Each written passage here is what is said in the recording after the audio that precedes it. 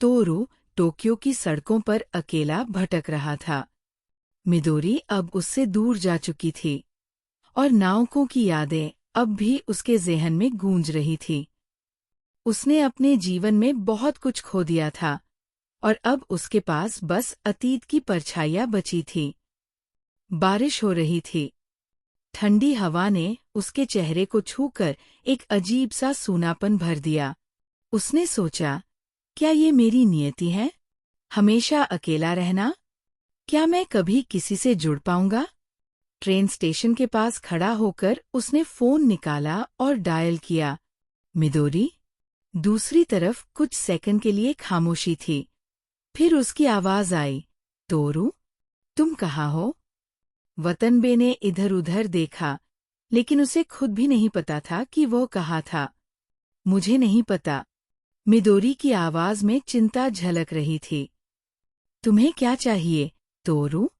वो जवाब नहीं दे सका। उसके भीतर खालीपन था, एक ऐसा खालीपन जिसे कोई भी भर नहीं सकता था। एक अंत, जो नई शुरुआत हो सकता था। उसने आसमान की ओर देखा।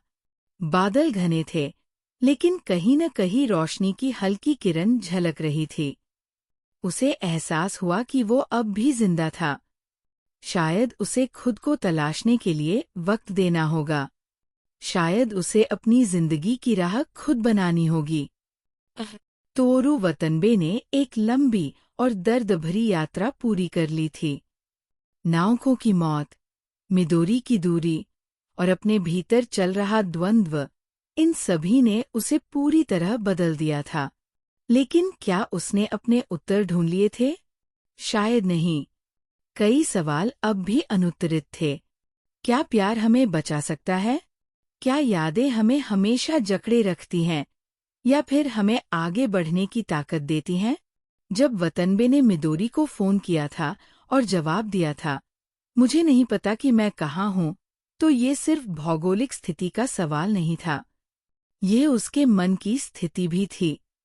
उसे अब भी अपनी पहचान, अपने मकसद की तलाश थी। शायद नॉर्वेजियन वुड की कहानी हमें यही बताने की कोशिश करती है। जीवन हमेशा स्पष्ट उत्तर नहीं देता। कुछ लोग हमारे जीवन में आते हैं, हमें बदलते हैं और फिर चले जाते हैं।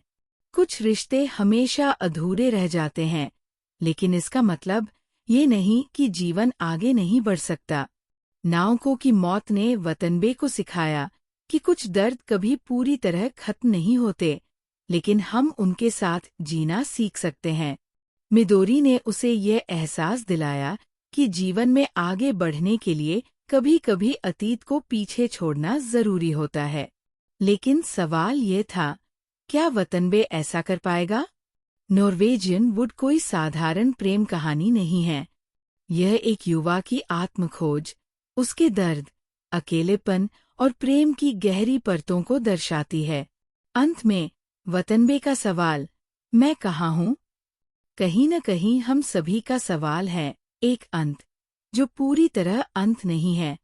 क्योंकि जीवन भी तो ऐसा ही है, अनिश्चित, भावनात्मक और कभी-कभी बेहद अकेला।